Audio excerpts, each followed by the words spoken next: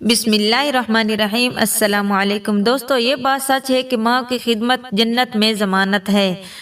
آقا کون و مکان سید دو عالم رحمۃ اللہ العالمین خاتم الانبیاء المرسلین حضرت محمد مصطفیٰ صلی اللہ علیہ وآلہ وسلم کے ایک صحابی سیدنا حارث بن نعمان انصاری تھے۔ یہ انصار کے قبیلہ خرج سے تعلق رکھتے تھے۔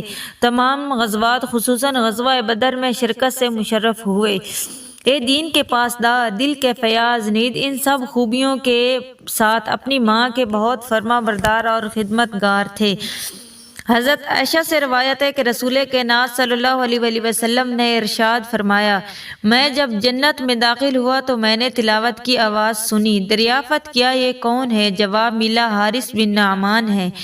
آپ نے فرمایا، ماں کی اطاعت کا ثمرہ ایسا ہی ہوتا ہے۔ واقعی حارثہ ماں کی اطاعت شاری اور فرما برداری میں معروف و ممتاز تھے۔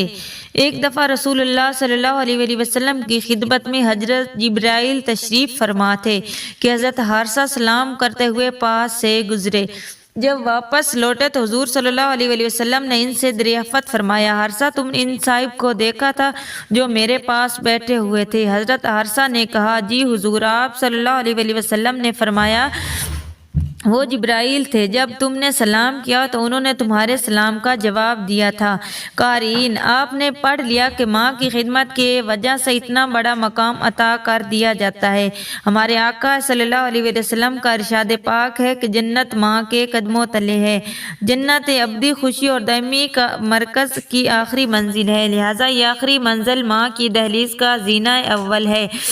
اس اونچی منزل کو پانے کے لیے سدرۃ المنتہا پر جانے کی نہیں، ماں کے قدموں میں بیٹھنے کی ضرورت ہے۔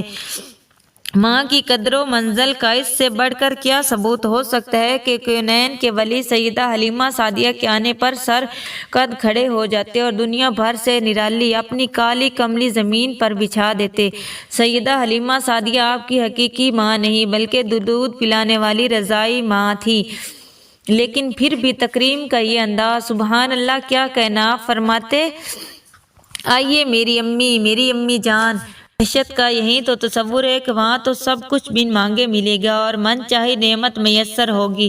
ماں بھی تو اولاد کو بن مانگے دیتی ہے، منہ کا نوالا تک دے دیتی ہے اور اولاد جو چاہے اسے مہیا کر دیتی ہے۔ سمجھنے پڑے، آج دنیا کی دولت کی تلاش میں سب سے بڑی دولت تو ماں کا وجود ہے۔ جسے ماں کا سایہ میسر نہیں، وہ سب سے بڑا تو نگر ہے۔